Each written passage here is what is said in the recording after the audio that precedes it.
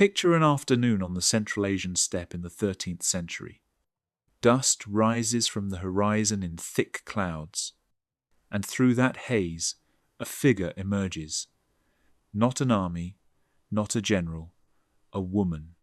She rides alone, advancing toward thousands of assembled warriors. They don't know that this woman is about to challenge the greatest wrestlers in the Mongol Empire to single combat. The prize? The right to marry her. But there's something they don't know yet. She has already defeated hundreds of men before this moment. Each one had to pay her 10 horses just for the honor of losing. Her name is Khutulun, which means bright moon in Mongolian. But there is nothing soft about her destiny. She is a direct descendant of Genghis Khan himself. She was born into a powerful family where her 14 brothers were all princes trained to inherit an empire. And her? According to tradition, she was merely a political tool, an arranged marriage waiting to happen to seal an alliance. But Khutulun refused to accept that fate. From the time she could walk, she was trained as a warrior. She learned to ride a horse before she could properly run. She learned to shoot arrows from horseback at full gallop. She learned to survive on the harsh steppe with nothing but dried meat and mare's milk, and she surpassed all of her brothers. By age 12, she could wrestle grown men to the ground. By 15, she was defeating the elite warriors in her father's personal guard. Khutulun's story isn't just about a strong woman. It's the story of a living legend, someone who challenged every rule of her era and ultimately reshaped the political landscape of Asia. For 700 years, her story has been retold, celebrated, and even inspired world-famous operas. But the truth about her, the real woman behind the legend, is more extraordinary than any tale history has ever recorded. This is the story of Khutulun, the warrior princess who never lost, the leader who never gave up, and the woman who proved that no limitation could stop a person determined to define their own destiny. Let me tell you her story. The year is 1260. Close your eyes and imagine the world as it was then. The Mongol Empire stretches across the earth like nothing humanity has ever seen before or since. From the Pacific Ocean in the east to the borders of Europe in the west, it is the largest contiguous land empire in human history. A single empire spanning continents, cultures, and countless peoples. And into this world of conquest and power, a girl is born. Her father is Genghis Khan, a man whose very name carries the weight of empire. He is not just any nobleman. He is a direct descendant of Genghis Khan himself, grandson of Genghis Khan, the third great Khan of the Mongol Empire. This is a family that has conquered half the known world. A family where power is not just inherited, it is seized, defended, and expanded through strength and cunning. Khutulun enters this world as the only daughter among 14 brothers, 14 princes, 14 boys who, by every tradition, every law, every expectation of Mongol society, should inherit power while she fades away. The path laid out for her is clear and unchangeable, or so everyone believes. She will grow up, she will be beautiful and refined, and when the time comes, she will be married off, to seal an alliance, to bind one powerful family to another, to be a living treaty signed in silken ceremony. This is what happens to daughters of Khans. This is what has always happened. This is what will happen. Except Genghis Khan is not a typical father, and Khutulun is not a typical daughter. From the moment she can walk, no, from before that, from the moment she can grasp a toy bow in her tiny hands, she is being trained, not as decoration, not as preparation for domesticity, as a warrior. Picture the training ground outside Kaidu's camp.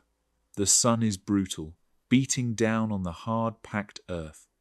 Young boys, sons of nobles and warriors, are being put through the legendary Mongol training regimen. This is not gentle. This is not kind. This is the crucible that forges the warriors who conquered the world. Mongol children learn to ride before they can properly run. By age 3, they're strapped to saddles. By 5, they're riding at full gallop. By 7, they're learning to shoot arrows from horseback, their small bodies adapting to the rhythm of the horse, learning to become one with the animal beneath them. They learn to survive on nothing but dried meat and mare's milk for weeks at a time. They learn that comfort is weakness. They learn that hesitation means death. They learn that the steppe does not care about your pain, your fear, or your exhaustion. You adapt or you die. And among these boys, pushing herself harder than any of them, is a girl. Khutulun excels at everything. Not just competent, exceptional. By age 10, she can ride harder and longer than boys twice her age.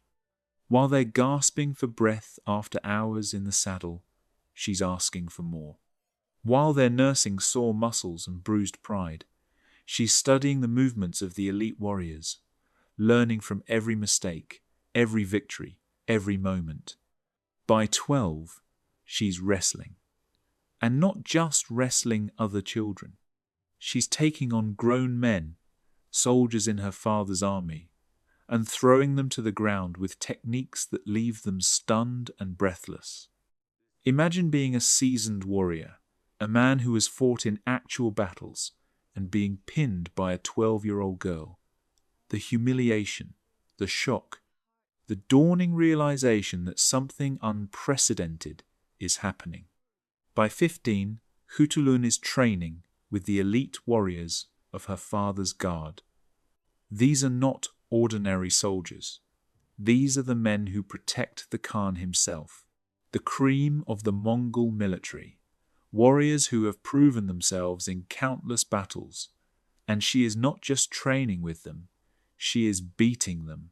Her brothers watch all of this, at first with amusement, then with pride, and finally with something else, something that might be fear. Because slowly, inevitably, they are beginning to realize a truth that will change everything. Their sister might be the strongest warrior among them all. Picture the scene more clearly now, the training ground at dusk. Dozens of warriors practicing combat, the air filled with grunts of effort, the thud of bodies hitting earth, the clash of wooden practice weapons. And in the center of it all, a teenage girl throwing seasoned soldiers to the dirt with techniques that seem almost supernatural in their precision. She doesn't rely on brute strength, she can't, not against men twice her size. Instead, she uses leverage, timing, speed. She studies her opponents, reads their movements, anticipates their attacks. She turns their strength against them, makes their size a liability rather than an advantage. She fights with her mind as much as her body, and she never loses. Word begins to spread across the steppes. At first, it's whispered, almost embarrassed, as if people can barely believe what they're saying. Then it's spoken aloud. Then it's shouted, celebrated, turned into stories that grow with each telling. The princess who fights like a demon, the warrior who has never been defeated, the daughter of Kaidu who might be worth more than all her brothers combined. But here's what the stories don't capture, what gets lost in the legend. Khutulun isn't just physically strong, she's brilliant. She understands strategy, tactics, the psychology of combat. She knows that wrestling, like warfare, is as much about what happens in your opponent's mind as what happens on the ground. When she steps onto the training ground, she's already won half the battle. Her opponents see a woman and make assumptions. They hold back, or they underestimate her, or they let their pride cloud their judgment. By the time they realize their mistake, they're already face down in the dirt. And Kaidu Khan watches all of this with growing admiration and growing concern. Because the political situation is complicated. The Mongol Empire, once united under Genghis Khan's iron will, has fractured. It has split into competing khanates, each ruled by descendants of the great Khan, each claiming legitimacy, each vying for power. Kaidu himself is in near constant conflict with Kublai Khan, who rules from China and claims to be the great Khan of all Mongols. In this world, alliances shift like sand in a windstorm. Marriages are weapons. Treaties are temporary.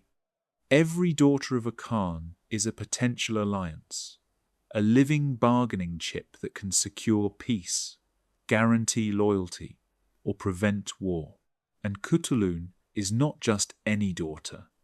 She is the daughter of Kaidu Khan, one of the most powerful men in Central Asia. Her marriage could secure alliances that might tip the balance of power across the entire region.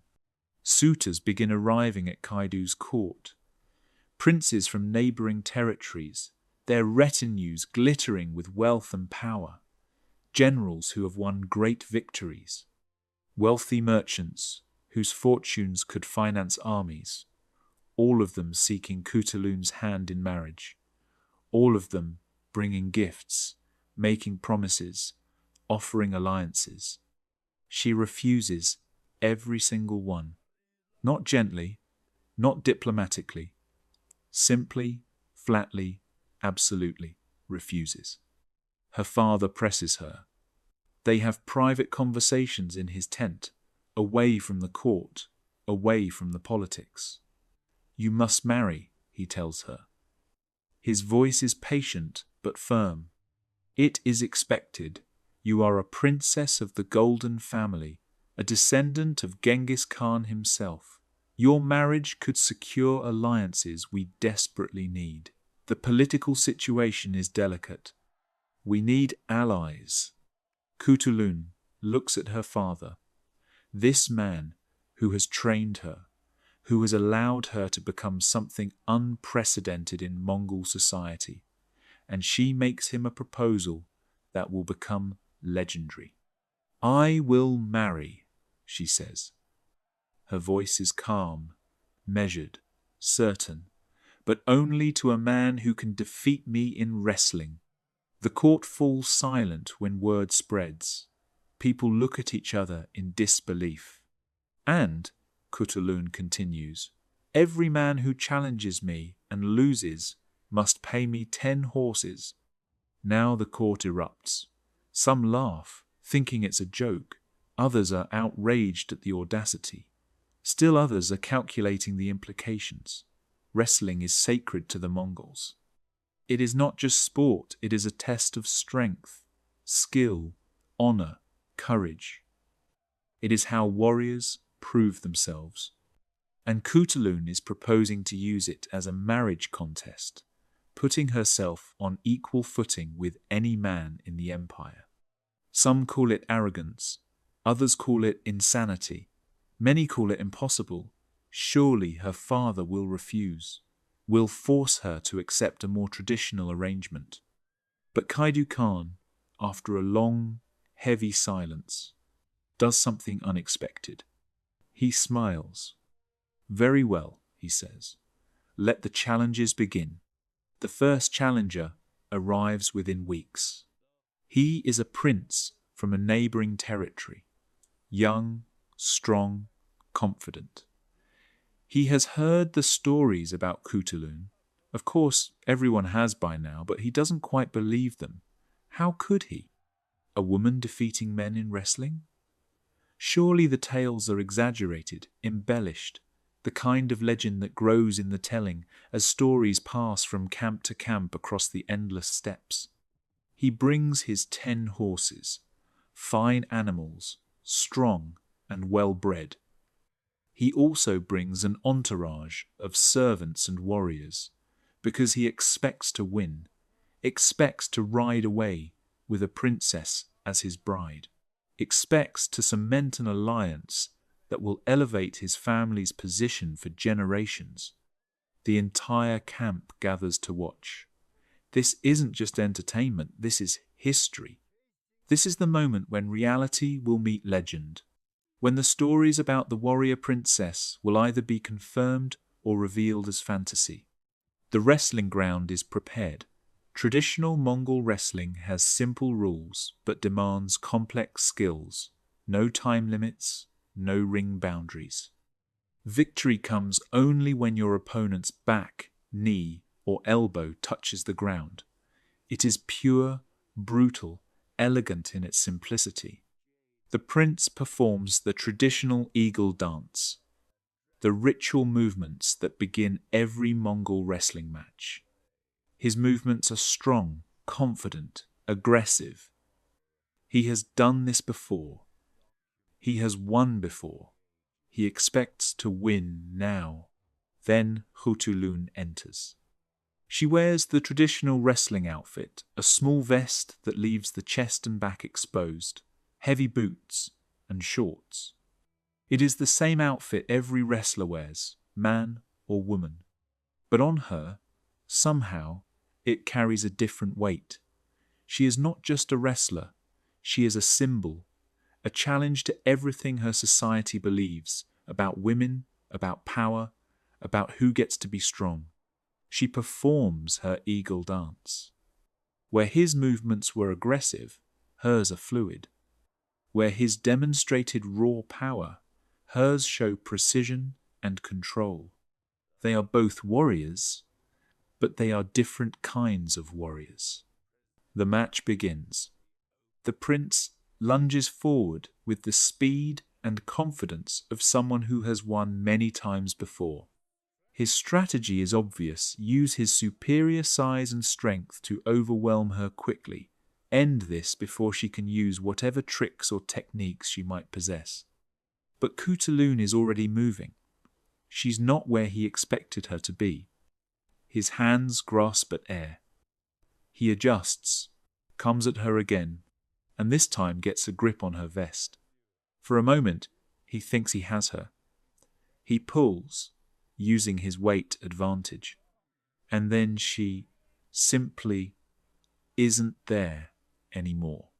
She's turned the pull into a rotation, used his own momentum against him, and suddenly he's off balance, just for a fraction of a second, but that's all she needs. Her leg hooks behind his, her hands find the perfect grip, and physics does the rest. The prince crashes to the ground.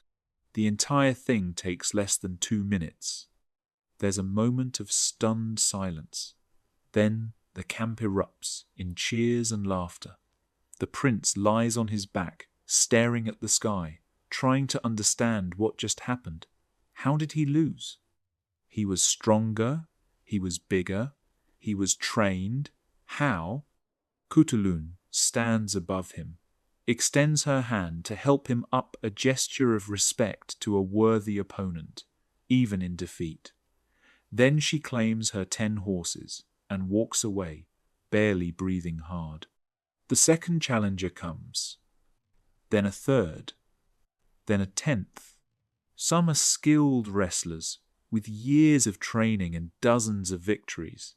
Some are powerful men who believe that raw strength will overcome technique. Some are clever fighters who have studied her previous matches, looking for weaknesses, patterns, anything they can exploit. None of it matters. Khutulun defeats them all. Each match is different, but the outcome is always the same. Some matches last seconds, some last minutes, but they all end with her opponent on the ground and Khutulun claiming 10 more horses. The collection grows. 10 horses becomes 100, 100 becomes 500, 100 becomes 1,000. According to Marco Polo, who documented her story years later, she eventually accumulated over 10,000 horses from defeated suitors. 10,000. Think about that number for a moment. 10,000 horses means at least 1,000 challengers, 1,000 men, each one confident enough in his abilities to risk 10 horses and his pride, each one defeated. That's not just athletic ability, that's dominance on a scale that defies belief. But here's what the legend doesn't always tell you, what gets lost in the counting of horses and the tally of victories. These weren't just wrestling matches, these were statements. Every time Khutulun stepped onto that wrestling ground, she was declaring to the entire Mongol world that she was not property to be traded. She was not a bargaining chip. She was a warrior, an equal, and she would choose her own fate. The matches become events that people travel for weeks to witness. Bets are placed. Stories are told. Fortunes change hands. And with each victory, Khutulun's legend grows beyond the Mongol territories, spreading to Persia, to China, to distant lands where people can barely believe such a woman exists. But there is one match that stands above all others, one challenger who comes closer to defeating her than anyone else, one man whose story becomes inseparable from hers. His name is never recorded in most histories. Some sources call him the champion of champions. Others simply refer to him as the one who almost won. What we know is this: he is massive, taller than most Mongols, with shoulders like a bull and hands that can crush stone.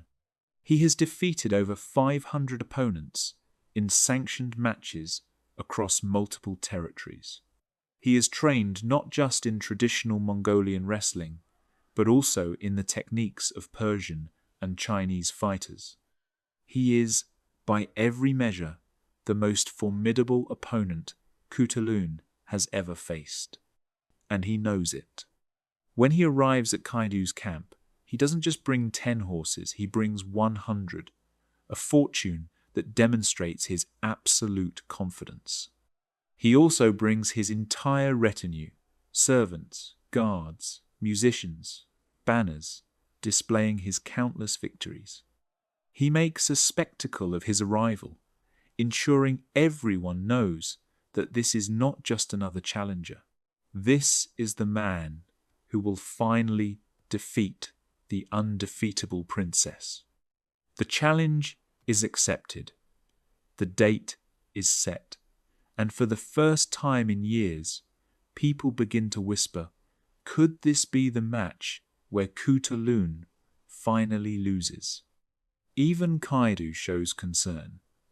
In private, away from the court, he speaks with his daughter. You don't have to accept this challenge, he tells her quietly. This man is different. He's a professional wrestler, trained since childhood, with hundreds of victories. There's no shame in refusing. Khutulun looks at her father with those eyes that have seen 100 victories, that have never known defeat. If I refuse now, she says, her voice steady and clear, everything I've built means nothing. Every victory becomes hollow. Every man I've defeated can claim I only won because I chose my opponents carefully. She pauses, and in that pause, you can feel the weight of what she's carrying, not just her own reputation, but something larger, a possibility, a door opened for every woman who comes after. I will fight him, she says, and I will win. The day of the match arrives, and the entire camp empties out to watch.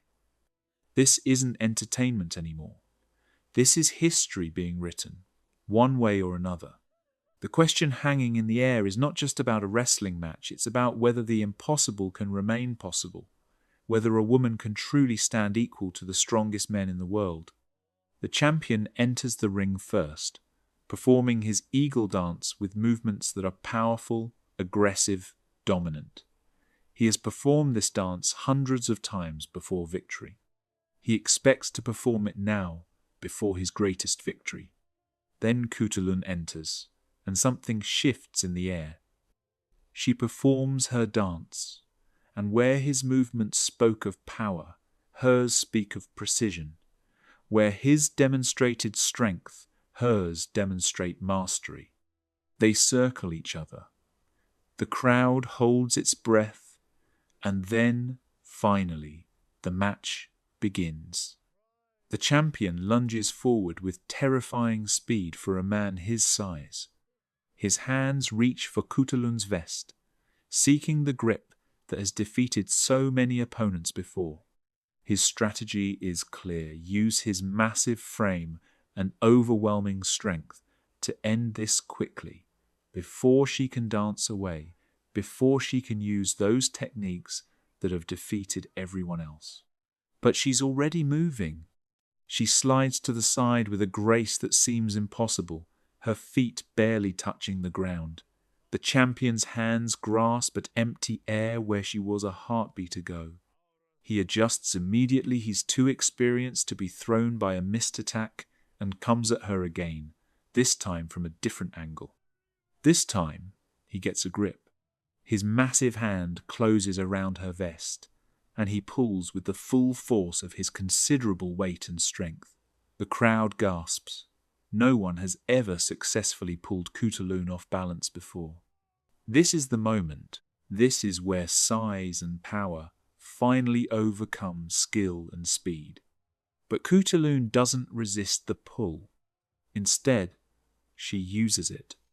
As he pulls her forward, she drops her weight, rotates her body, and suddenly his momentum, all that strength he's so proud of, is working against him. He's pulling himself off balance. His own power has become his enemy. He stumbles, just for a fraction of a second, but a fraction of a second is an eternity in combat. Khutulun moves like lightning. Her leg hooks behind his, finding the perfect position. Her hands grip his vest with decades of practice compressed into a single motion. She pulls, twists, and physics takes over. Leverage and timing defeat strength and size.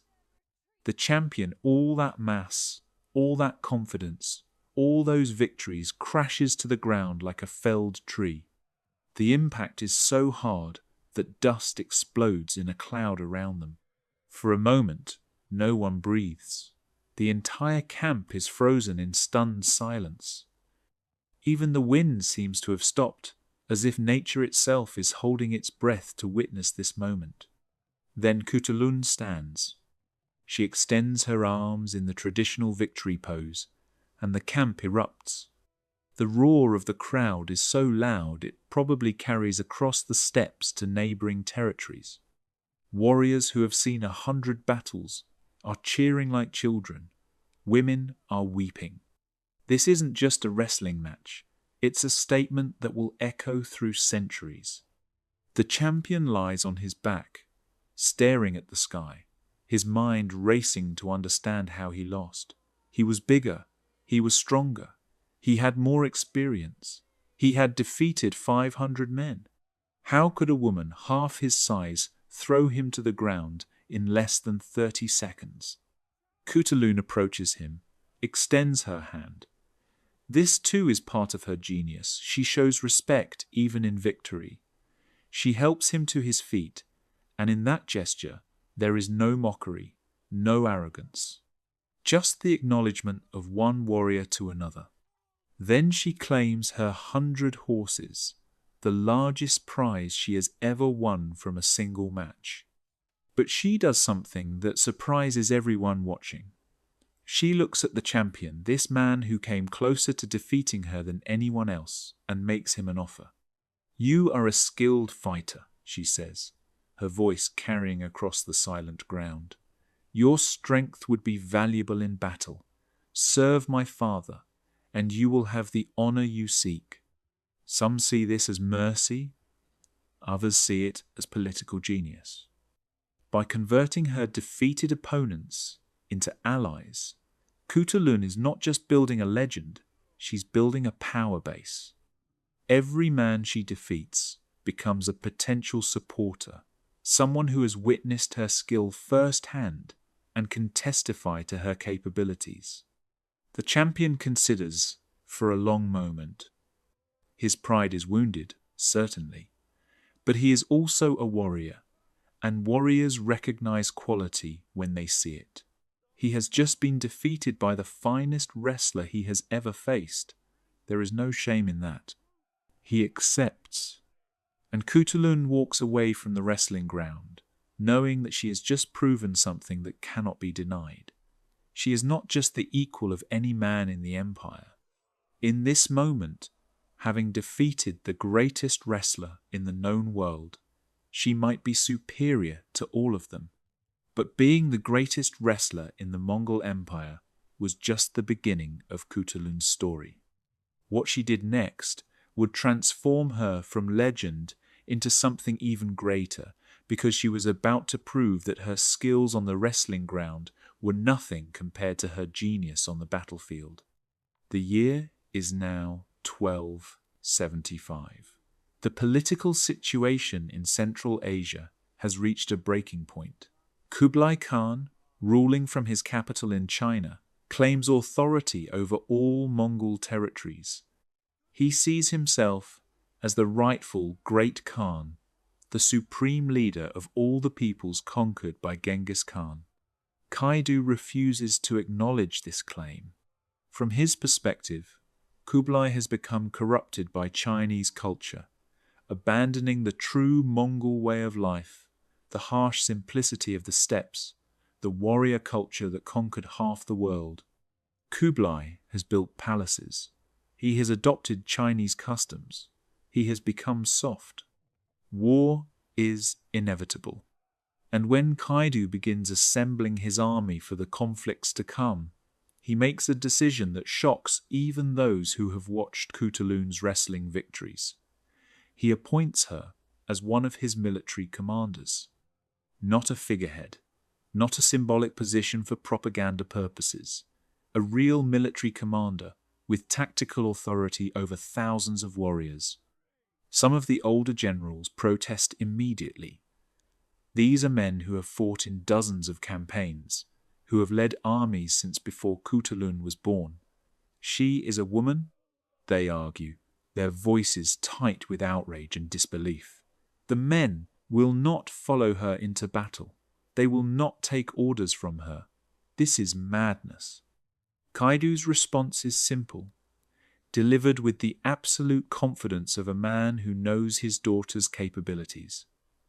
Watch them, he says. The generals have no choice but to accept. This is a direct order from the Khan himself. But they expect failure. They expect the warriors to refuse her leadership, to mock her authority, to prove that wrestling victories mean nothing when arrows are flying and men are dying. They are wrong. Khutulun's first real test comes during a skirmish near the Talas River. Kaidu's forces are engaged with a detachment of Kublai's army. It's not a major battle, perhaps a few thousand warriors on each side, but it's chaotic and brutal. Cavalry charges thunder across the ground. Arrows darken the sky. Men fight and die in the dust and blood. Khutulun rides with a contingent of 300 horsemen. Her mission is tactical but dangerous. Flank the enemy position and create chaos in their rear lines, disrupting their command structure and forcing them to fight on two fronts. But as her force circles around the main battle, staying low behind the rolling hills of the steppe, they discover a problem. The enemy has positioned a reserve force exactly where Khutulun planned to attack. Someone in their command structure is smart, has anticipated the flanking maneuver. If she proceeds with the original plan, Her 300 riders will be slaughtered by a force 3 times their size. In that moment, with arrows flying in the distance and men dying, with 300 warriors looking to her for orders, Khutulun makes a decision that reveals her tactical genius. She doesn't retreat.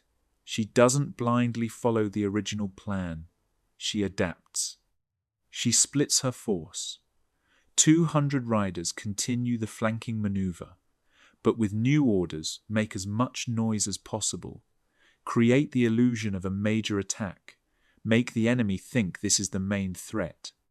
The enemy reserve moves to intercept them, just as she predicted, and Khutulun, with her remaining 100 riders, circles even wider.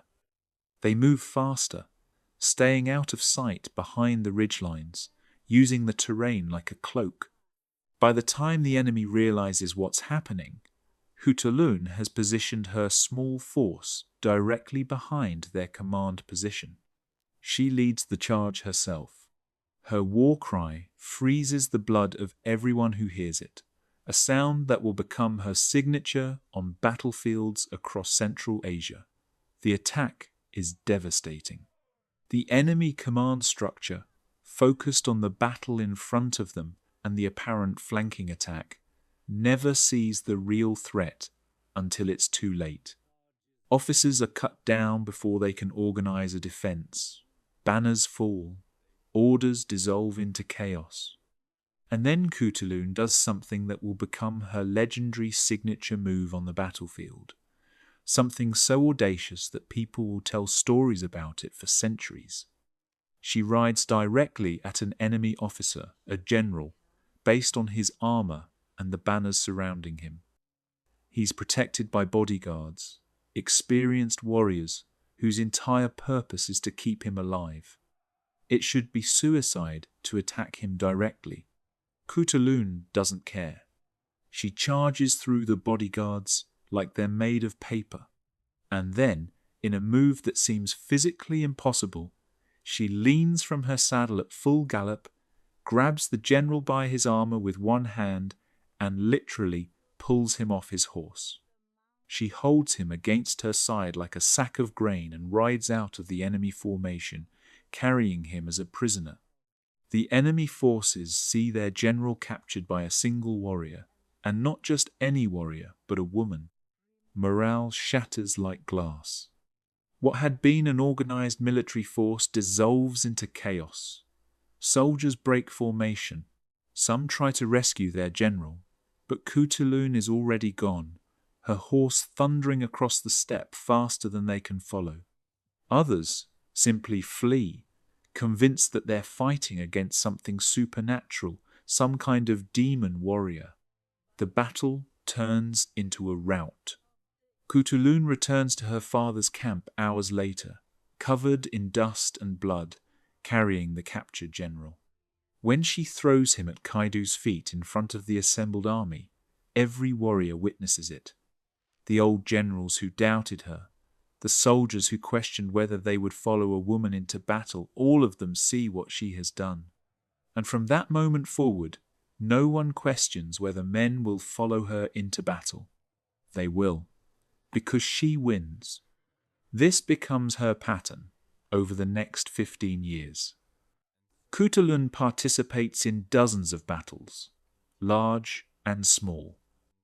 She commands forces ranging from hundreds to tens of thousands, and she develops a reputation not just for strength or courage, many warriors have those qualities, but for intelligence in warfare. She studies her enemies. She learns their tactics, their weaknesses, their patterns of thinking. She understands that Mongol warfare isn't just about charging forward and overwhelming opponents with superior numbers or ferocity. It's about mobility, deception, psychological warfare. It's about making your enemy fight the battle you want to fight, not the battle they planned for. And she excels at all of it. According to historical accounts, Khutulun personally captured enemy warriors in combat on multiple occasions using her signature technique that impossible move of grabbing opponents from horseback and carrying them away like prizes. It becomes so associated with her specifically that enemy soldiers begin to fear the sight of a woman warrior charging toward them. They know that if she gets close enough, they're already defeated. But here's what makes Khutulun truly exceptional. What separates her from merely being a skilled warrior. She doesn't just fight, she protects.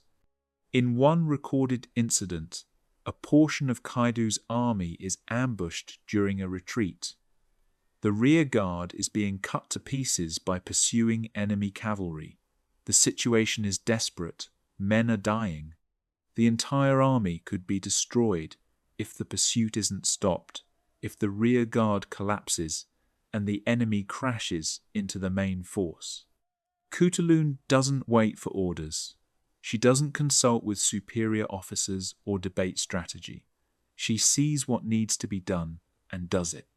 She assembles every available horseman she can find, approximately 2,000 riders, and leads a countercharge directly into the pursuing force. The enemy expects a desperate, disorganized attack from a broken rear guard. What they get instead is a perfectly executed cavalry assault that hits them like a sledgehammer. Khutulun's force punches through their formation with devastating speed and precision. Then, instead of continuing forward and potentially getting trapped, they wheel around and attack again from the opposite direction.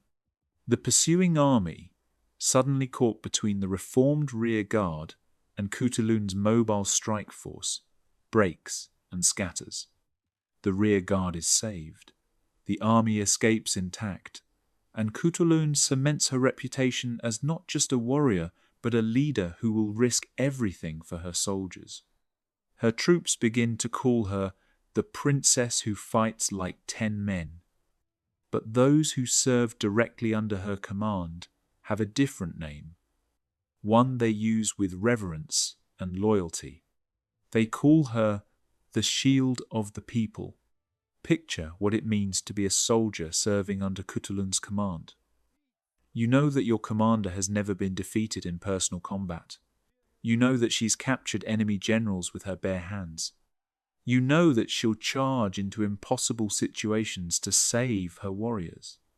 That kind of leadership creates loyalty that goes beyond duty, beyond fear, beyond anything a normal commander can inspire. When Khutulun rides into battle, her soldiers follow not because they have to, but because they want to, because they trust her completely, because they know that if anyone can lead them to victory and bring them home alive, it's her. But all of this success, all of these victories, all of this growing power and influence creates a problem that Khutulun never anticipated. Her legend is growing so vast, her capabilities so undeniable, that she begins to overshadow not just her brothers, but potentially even her father. By 1290, Khutulun has become the most powerful of Kaidu's children. Not the eldest, not male, but the most powerful, and everyone knows it. She commands armies, she wins battles. She has her father's absolute trust in matters of military strategy and tactics. Kaidu is growing old now. More than 60 years of life, most of them spent in warfare and political maneuvering, have taken their toll. His hair is grey, his movements are slower. He feels the weight of years pressing down on him, and he knows he must think about succession, about who will lead his people after he's gone. By every tradition, by every law, by every expectation of Mongol culture, one of his 14 sons should be his heir.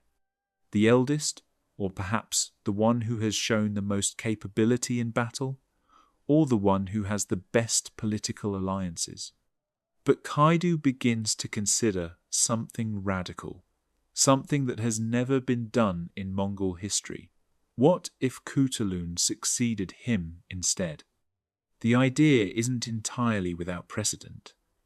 There have been powerful Mongol women before. Genghis Khan's wife Berta was a crucial advisor, and several Khatans wielded significant influence, but never as the supreme ruler, never as Khan. When whispers of this possibility begin to circulate through the court, the reaction is explosive. Khutulun's brothers are outraged. The eldest in particular sees his birthright being stolen by his sister. It doesn't matter that she's more capable. It doesn't matter that she's proven herself on dozens of battlefields. Tradition dictates that he should inherit power, and tradition is sacred. Allied Khans send careful diplomatic messages questioning whether they would honor agreements made with a female ruler. Some are more blunt, they simply say they won't accept it.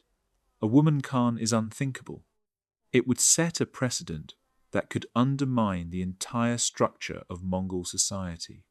Even Kaidu's own advisors warn him, this will fracture your power base. They say, your allies will desert you, your enemies will see weakness and attack. Your own sons might rebel. The empire will tear itself apart. The pressure on Kaidu is immense, and Khutulun watches all of this with growing concern, because she understands something that others might miss. Her father's favor, which has been her greatest advantage, is becoming a poison. In private councils, away from the politics and maneuvering, Kaidu makes his preference clear to his closest advisors. Khutulun is worth any 10 of her brothers, he tells them, his voice carrying the absolute conviction of a father who has watched his daughter surpass every expectation. She has proven her capability in every way that matters. Why should gender determine who leads, when skill could determine it instead? But the advisors push back, harder now. The Mongol Empire has never had a female Khan, they argue. The precedent would destabilize everything you've built. Your allies would desert you. Your enemies would see weakness and opportunity. Even your own people might rebel against such a radical change. It's a trap with no good solution. If Kaidu names Khutulun as his heir, he risks civil war among his own children and potential rebellion from his vassals and allies. If he doesn't, he knows he's passing over the most qualified candidate simply because of tradition, simply because of gender. And Khutulun finds herself in an impossible position. She loves her father. She has fought beside him for 20 years. She has bled for his cause. She has won victories that preserved his power and expanded his territory. But she's also watching what her success is doing to her family. Her brothers avoid her at gatherings. Whispered conversations stop when she enters a room. She can feel the resentment building like a thunderstorm on the horizon, dark and dangerous.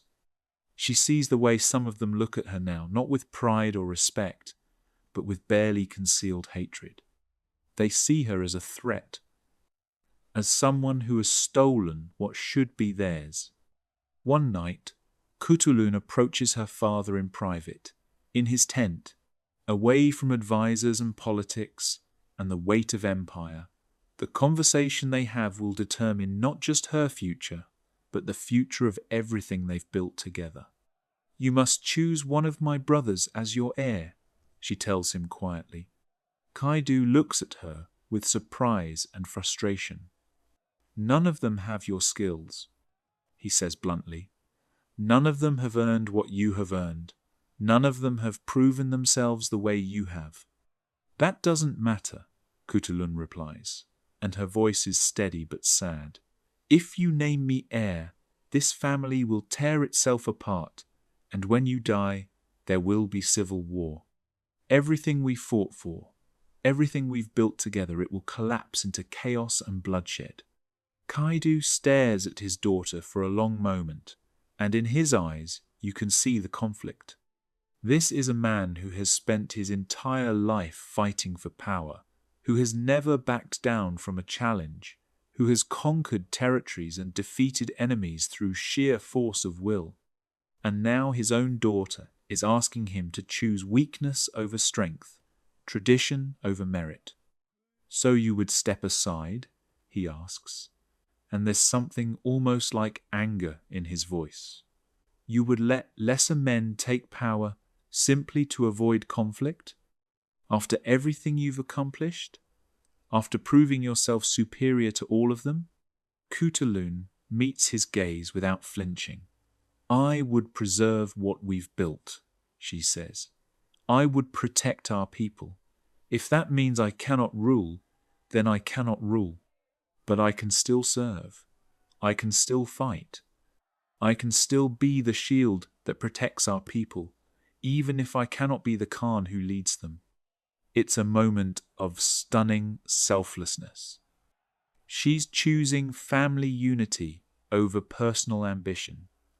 She's choosing her people's welfare over her own legendary status. She's willing to sacrifice the throne she deserves, the throne she's earned through 2 decades of unmatched achievement, to prevent civil war.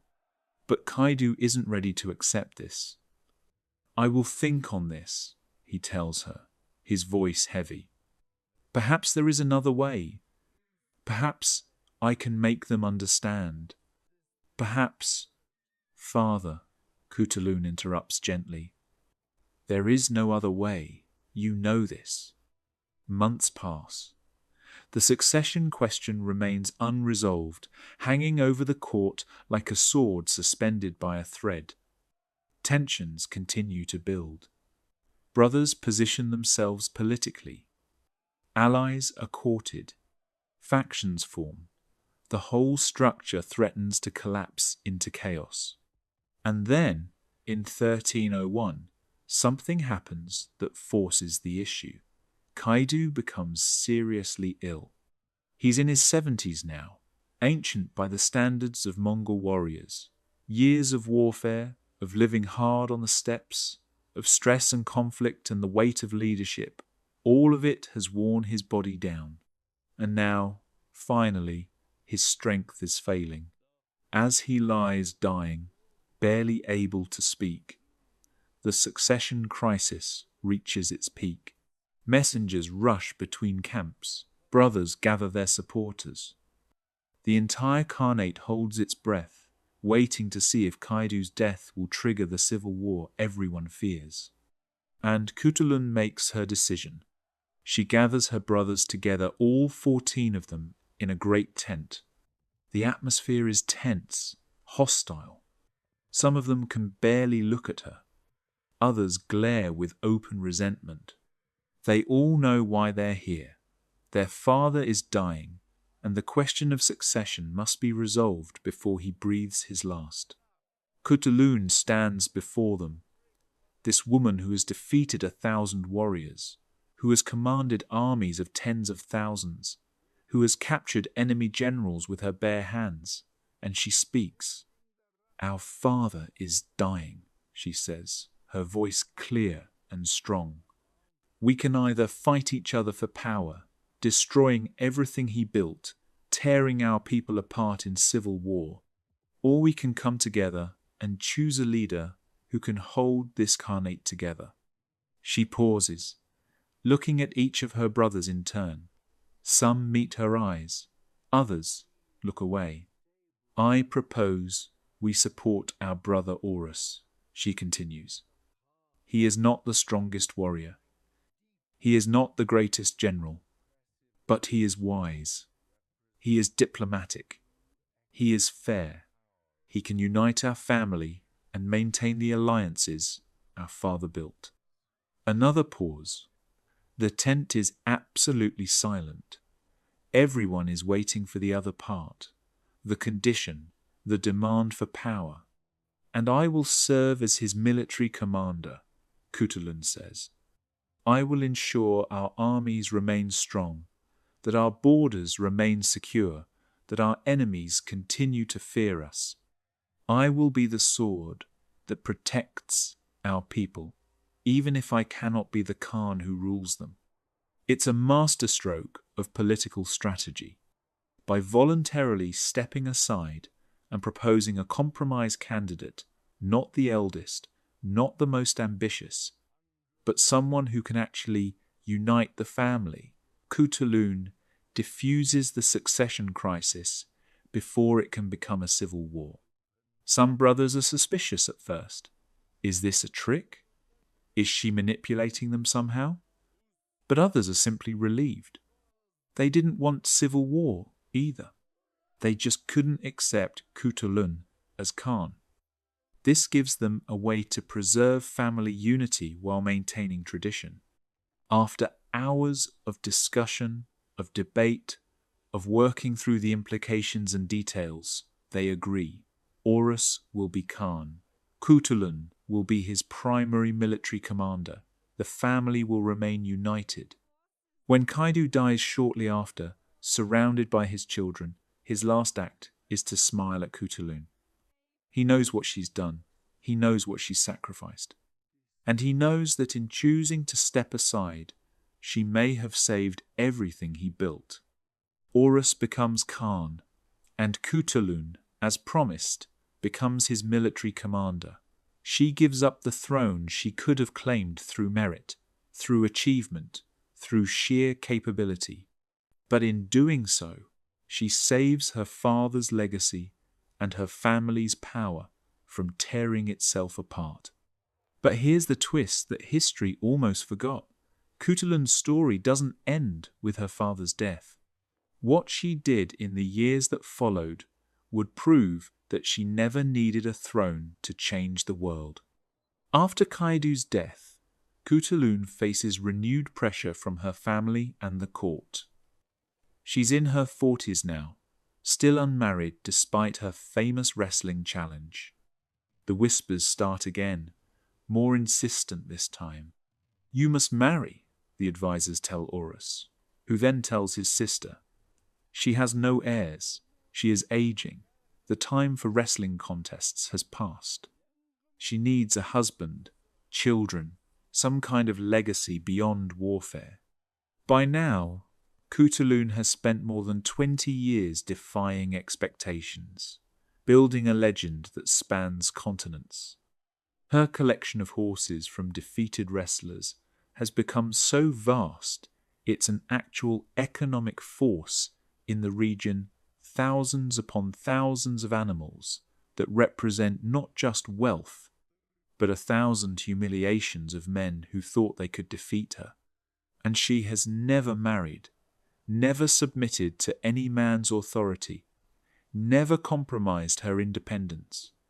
But now, with her father gone and her position secure as military commander under her brother, she makes an unexpected decision. She chooses a husband. His name is uncertain in the historical records. Some sources suggest he might have been named Ghazan or Abtakul. What is certain is that he is not a prince, not a great warrior, not a champion wrestler, not someone of high political importance. He is a relatively ordinary man from among her father's loyal soldiers, someone she trusts, someone who has served faithfully, someone who, crucially, will never try to control her or diminish her power. The court is scandalized. After all these years of refusing princes and champions, after accumulating a legendary collection of horses and defeating every man who challenged her, she chooses someone completely unexpected, someone ordinary. But this is vintage Khutulun. She makes decisions on her own terms, always. The marriage is quiet, without the grand ceremony one would expect for a princess of her status. And notably, Khutulun doesn't give up her military command. She doesn't retreat into domestic life. She doesn't suddenly become a traditional Mongol wife, managing a household while her husband goes to war. She continues to lead armies. She continues to ride into battle. she continues to be the warrior she has always been. Her husband becomes something unusual in Mongol society, a man defined not by his own achievements, but by his wife's legend. And according to the limited records we have, he seems perfectly content with this arrangement. He has married the greatest warrior of the age. What more could he want? But there's a darker current running beneath this seemingly happy resolution. Whispers begin to circulate through the courts and camps. Rumors, dark accusations. Some claim that Khutulun poisoned her father to prevent him from naming her brothers as heirs. Others suggest she killed several brothers in secret to maintain her power. Still others accuse her of practicing witchcraft, claiming that her unnatural strength and success must come from dark magic, from deals with demons, from supernatural forces. None of these accusations are ever proven. None are based on credible evidence. They're built on rumors, on suspicions, on the testimonies of people who never actually witnessed anything but heard stories from others who heard stories. But they persist in the historical record. Later chroniclers write them down, sometimes with disclaimers like, "It is said," or "some claim," but they write them down nonetheless. And for centuries, these accusations cloud Khutulun's legacy. Here's the truth that modern historians have pieced together. These accusations were almost certainly fabricated by chroniclers who couldn't accept that a woman could achieve what Khutulun achieved through skill and merit alone. Think about it logically. If Khutulun had actually poisoned her father or murdered her brothers, why would she voluntarily step aside from succession? Why would she support her brother Horus instead of seizing power herself? Why would she continue serving as a military commander rather than claiming the throne? The accusations make no sense given her actual behavior. What makes perfect sense is that male chroniclers, writing decades or centuries after her death, looked at her exceptional achievements and invented explanations that fit their worldview. She couldn't be successful because of skill, so she must have used poison. She couldn't be strong because of training, so she must have used witchcraft. The real scandal isn't what she allegedly did, it's what people needed to believe about her to make her existence acceptable in their minds. Khutulun ignores the rumors. She has more important work to do. Under her brother Horus's rule, with Khutulun as military commander, the Khanate remains strong. She continues to lead campaigns against Kublai Khan's forces. She continues to win battles. She continues to be the shield that protects her people from enemies on every border. The historical record becomes unclear in her final years. Some sources suggest she died in battle, falling in combat like a true warrior, her sword in her hand and her enemies scattered before her. Others indicate she died of natural causes, surrounded by her family, passing peacefully after a life of constant warfare. The truth is lost to time, obscured by the centuries between her death and our present day. What we know for certain is this. By the time of her death, Khutulun had served as a military commander for over 30 years. She had participated in dozens of major battles and countless smaller engagements. She had personally captured enemy warriors in combat more times than anyone could count. She had accumulated a fortune in horses from defeated wrestling challengers, over 10,000 animals, according to Marco Polo's account. She had influenced the succession of one of the most powerful khanates in the Mongol Empire, preventing civil war through her willingness to sacrifice her own claim to power. And she had done all of it while being a woman in a world that insisted women couldn't do any of it. But here's where Khutulun's story takes its most intriguing turn. After her death, her legend doesn't fade. Instead, It transforms, travels, evolves, and resurfaces in the most unexpected places. 700 years after Khutulun's death, her story appears in one of the most famous operas in the world. In the 13th century, a Venetian traveller named Marco Polo journeyed through the Mongol Empire. He spent 17 years in Kublai Khan's court, documenting everything he witnessed. When he returned to Europe, he wrote a book, The Travels of Marco Polo, that became one of the most influential texts of the medieval period. In this book, he tells the story of a warrior princess, a woman who defeats all challengers in wrestling, a woman who rides into battle and captures enemy soldiers with her bare hands. He calls her Aegean, possibly a corruption of Ayurug, one of Khutulun's other names. European readers are fascinated and skeptical in equal measure. A woman warrior defeating men in combat? Commanding armies? Surely this is exaggeration. Oriental fantasy, the kind of exotic tale travellers tell to make their journeys seem more remarkable than they were. But the story persists, passed down through centuries, transformed and retold. In the 18th century, an Italian playwright named Carlo Gozzi writes a theatrical work called Turandot. It tells the story of a Chinese princess who challenges suitors to answer riddles, executing those who fail. The princess's name Turandot is derived from Turan Dokt, meaning daughter of Turan, a reference to Central Asian origins. The story is clearly inspired by Khutulun's wrestling challenges, though transformed through centuries of retelling and cultural transmission. The core remains the same: an unconquerable princess who refuses to submit to any man's authority.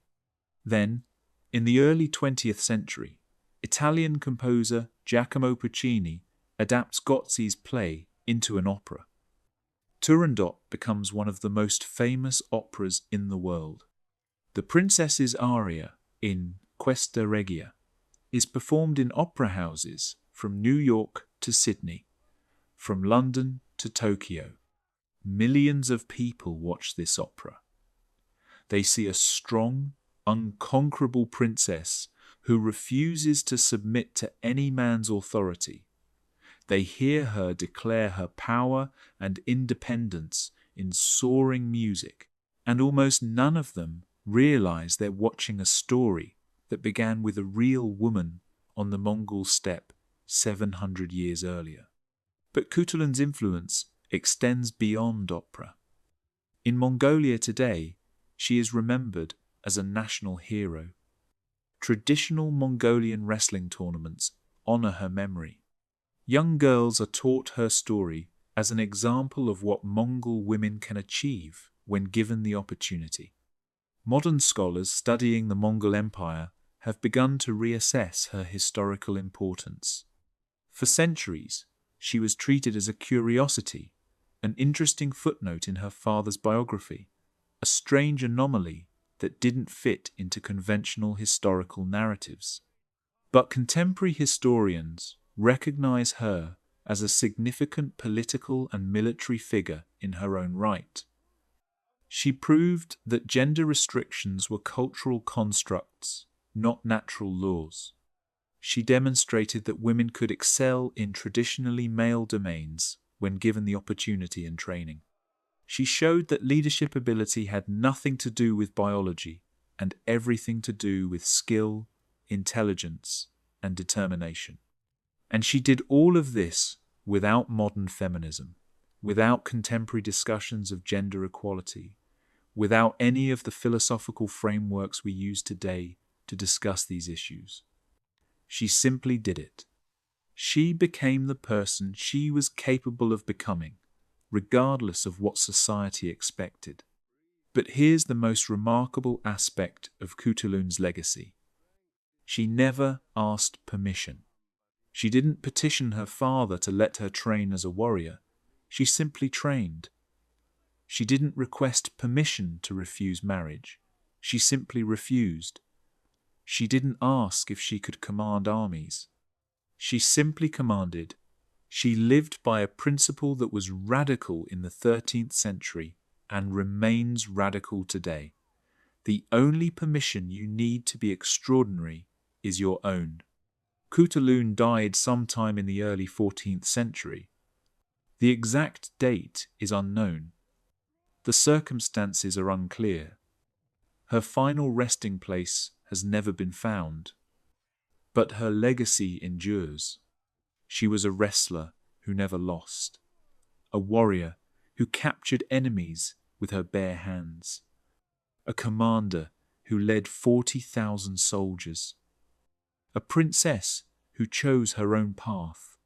And she did all of it without apology, without permission, without compromise. The Mongols had a phrase for warriors of exceptional courage and skill, Ba-ta, meaning hero. Khutulun earned that title 1,000 times over. But perhaps the most fitting tribute comes from Mongolia's oral traditions. Centuries after her death, Mongol grandmothers still tell stories to their granddaughters. Stories of a princess who was stronger than any man, a warrior who rode like thunder, a woman who proved that nothing, not tradition, not expectation, not the weight of an entire empire's assumptions, could cage a person determined to be free. They end these stories with a simple phrase: be like Khutulun. Be strong. Be brave. Be yourself. No matter what the world says. That's her real legacy. Not the battles won or the challenges defeated, but the possibility she represented, the door she kicked open for everyone who came after. Khutulun proved something that needed proving 700 years ago, something that is still being proven today, that heroism doesn't have a gender, that strength comes in many forms, and that one person refusing to accept the world's limitations can change what everyone believes is possible. Think about what she accomplished in a world that told her she couldn't accomplish any of it. She became the greatest wrestler in the Mongol Empire when women weren't supposed to wrestle. She commanded armies when women weren't supposed to fight. She influenced the succession of a khanate when women weren't supposed to have political power. And she did it all by simply refusing to accept that women can't meant anything more than women haven't yet. The accusations of poison and witchcraft that clouded her legacy for centuries tell us something profound about how history is written. How many other exceptional women have been erased from history or diminished by false accusations? How many other Khutuluns are lost to time because their achievements were too threatening to record accurately? We'll never know, but we know about this one. And her story survives not because people wanted to remember her, but because her achievements were too extraordinary to completely erase. She won too many battles. She defeated too many champions. She commanded too many soldiers. She made too much impact. Even those who wanted to diminish her couldn't quite make her disappear. 700 years later, her story still resonates. It resonates in Mongolia, where she's honored as a national hero. It resonates in opera houses around the world, where audiences watch Turandot without knowing they're seeing an echo of a real woman's defiance.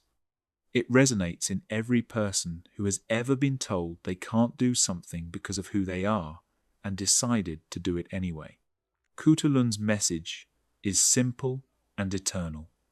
The only limits on human potential are the ones we accept. Tradition is just the opinion of dead people. Strength comes in forms society doesn't always recognize or value.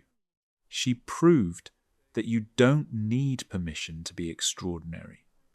You don't need anyone's approval to pursue your capabilities to their fullest extent.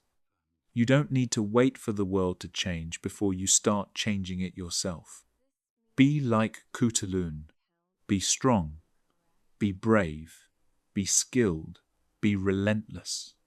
Be yourself, no matter what the world says. Refuse to accept limitations that aren't based on reality. And understand that when you break through barriers, you're not just changing your own life, you're opening doors for everyone who comes after. Khutulun opened doors 700 years ago, doors that are still opening today, doors that will continue opening for centuries to come, as long as her story is told and remembered. This is the story history almost forgot, the warrior princess who refused to be erased, the legend who became real, the woman who proved that impossible is just another word for not yet achieved. This is Khutulun. Remember her name.